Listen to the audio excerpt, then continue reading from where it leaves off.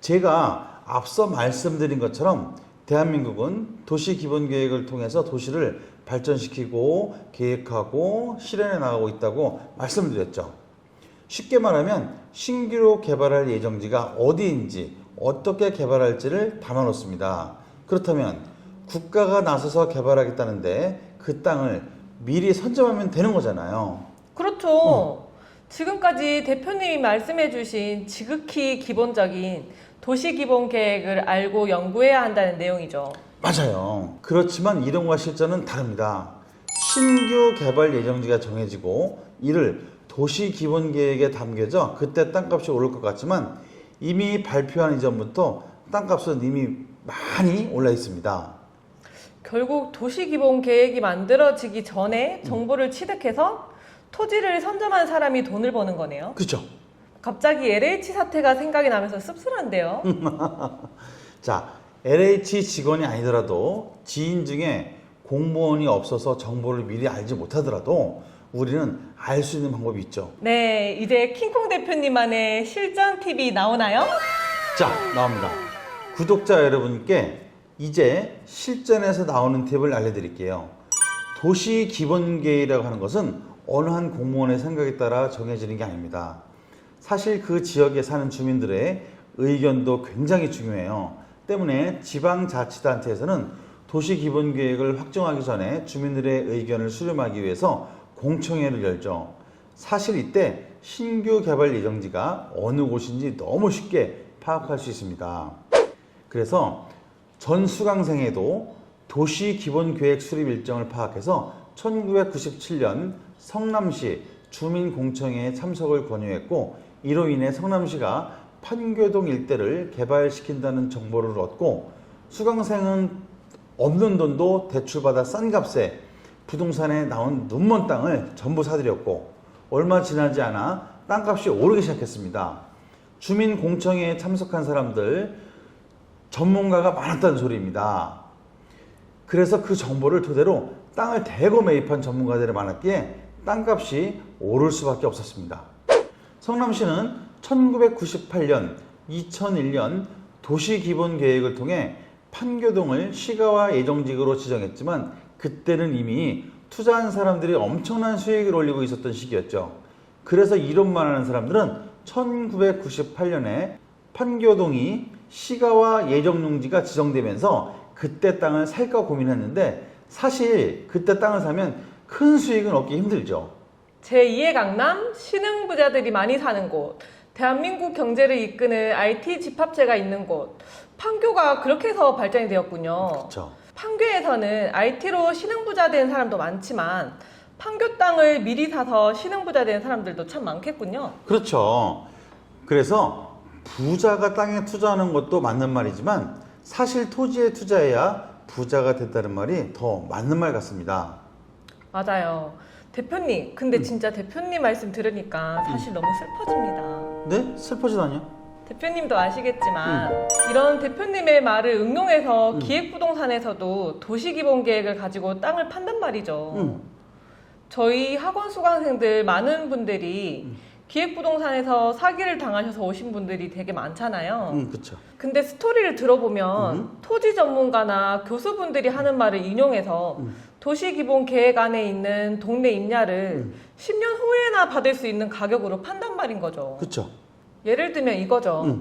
대표님께서 도시기본계획을 알고 보고 연구해서 투자해라 했다면 기획부동산은 이걸 인용해서 도시기본계획은 분석했더니 이 땅이 무조건 돈이 된다. 그래서 10만 원짜리 땅을 100만 원에 사게 하죠. 맞아요. 안타깝죠. 왜냐하면 예를 들어 판교동 전부가 시가와 예정용지가 되어서 돈이 되는 건 아니거든요. 그렇지만 개발되는 위치 파악을 할 수 있을까요? 없을까요? 있습니다. 그렇죠. 맞아요. 지자체는 도시 기본계획 수립을 위해서 사전에 측량 등 여러 업무를 실시하는데 그때 대부분 위치가 노출이 됩니다. 그래서 도시 기본계획을 단순히 이론을 알면 성공하는 것이 아니라 제가 늘 말씀드리죠. 답은 현장에 있다. 근데 기획부동산은 그 개발 안에 없는 저 먼 땅의 임야를 싸게 팔아서 마치 내일이 개발할 것처럼 말해서 파는 경우가 정말 많은데요. 참 안타깝습니다. 그래서 제가 늘 말씀드리죠. 아는 것이 힘이고 알지 못한 상태에서 묻지마 투자는 결국 실패할 수밖에 없는 것입니다. 대표님, 근데 저도 사실 기획부동산에서 땅을 살 뻔한 적이 있었는데요. 근데 정말 혹하긴 하더라고요. 혹하죠. 구독전에서 부동산 이론 수업을 듣기 전에는 어떻게 구분해야 할지 정말 몰랐어요. 대표님, 이 기획부동산 땅을 구분하는 방법을 좀 알려주시면 안 될까요? 그게 바로 오늘 제가 말씀드리고자 했던 건 세 번째, 토지 투자 시에 절대 하면 안 되는 것, 기획부동산의 땅을 사면 절대 안 된다는 것을 말씀드리려고 했습니다. 이건 굉장히 간단히 말할 수 있어요. 투자는 공인중개사를 통해 매입하는 것과 지주와 직접 거래하는 것 또는 경매나 공매를 통해서 낙찰받는 것을 추천합니다.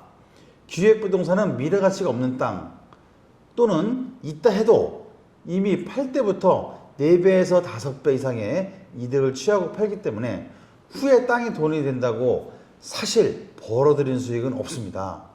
투자금을 돌려받는 것만으로도 사실 다행인데 투자금을 그대로 돌려받아도 손해죠. 다른 곳에 투자할 수 있었던 기회비용도 잃었고 현금 가치도 몇 년 전과는 같지는 않겠죠. 기획부동산에서 주로 하는 말이 호재가 있는 곳에 작은 돈으로 알박기 하라는 논리로 필지도 충분히 살 수 있는데 필지 살 돈으로 지분 10평을 사게 하잖아요. 그렇죠. 그래야 기획부동산이 엄청난 수익을 가져갈 수 있으니까요. 정말 안타깝습니다. 주변에서 혹은 뉴스에서 토지로 단기간에 수십 배, 수백 배의 수익을 창출하는 것을 많이 봤습니다. 때문에 어떻게 토지에 투자해야 하는지도 몰라도 토지 투자를 통해 부자가 될 수 있다는 것은 알고 있는 거죠. 그리고 토지는 아무래도 대중화되어 있는 투자는 아니다 보니 당연히 아파트보다 많이 어렵습니다. 그래서 내가 알지 못하는 것을 말하면서 돈이 된다 하니 그냥 묻지마 투자를 하는 겁니다. 그래 언젠가는 돈이 되겠지. 나중에 나도 수십 배, 수백 배로 돌아오게 될 거야. 그럼 막연하게 믿는 거죠. 그 상상을 하면 스스로 행복하니까요. 그런데 3년이 지나고 5년이 지나도 변하지 않는 땅 가격에 내가 사기를 당했나? 라는 생각이 스물스물 올라오면 저를 찾게 되는 겁니다. 대표님께서 그래서 늘 아는 것이 힘이다. 그렇죠? 공부해라 하시는 거군요. 정말 저도 뼈저리게 느끼고 있습니다. 일단 보이는 게 달라지니까 생각하는 것도 달라지는 것 같아요. 그렇죠. 대표님, 일단 돈은 벌고 싶고 이게 돈이 될 만한 땅인지 아닌지 공부를 안 해서 모르는데 주변에서 무조건 돈이 되니까 땅을 사래요. 그럼 어떻게 해야 하나요? 당장 돈 되는 땅인지 기준도 안 서는데 왠지 영업사원 말을 들으면 돈 될 땅인 것 같고 놓치면 후회할 것 같은데 확신은 없고. 그건 욕심이에요. 마치 공부 안 하고 서울대에 가기를 바라는 거죠. 비리를 써서 서울대에 붙었다고 칩시다. 기본 지식도 수준도 안 되는데 과연 수업 시간에 잘 듣고 이해할 수 있을까요? 무엇을 위해 그래야 하는지 부동산 지식이 막상 어려운 것 같지만 배워야지 확신이 생기고 확신이 생겨야 투자를 하는 거죠. 묻지마 투자는 속이려는 사람도 나쁘지만 자신을 그렇게 만든 본인에게도 책임이 있는 거죠. 맞습니다. 근데 전 공부라는 단어가 사실 무겁다면 무거울 수 있는 단어잖아요. 저는 이론과 실전을 같이 배우다 보니까 너무 재미있어서 이게 노는 건지 배우는 건지 잘 모르겠어요. 근데 결국 돈을 벌었으니 돈 버는 놀이 같기도 해요.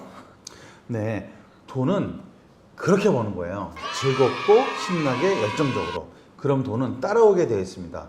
구독자 여러분, 벌써 6월입니다. 올해도 벌써 반이 지나갔네요. 연초에 세우셨던 계획은 차근차근 일어나고 계신가요? 2022년 남은 6개월도 꿈을 이루는 계획을 하셔서 반드시 이루시길 바랍니다. 저처럼요. 이상 킹콩의 부동산 경매TV 정대웅 주디였습니다. 여러분 행복하세요.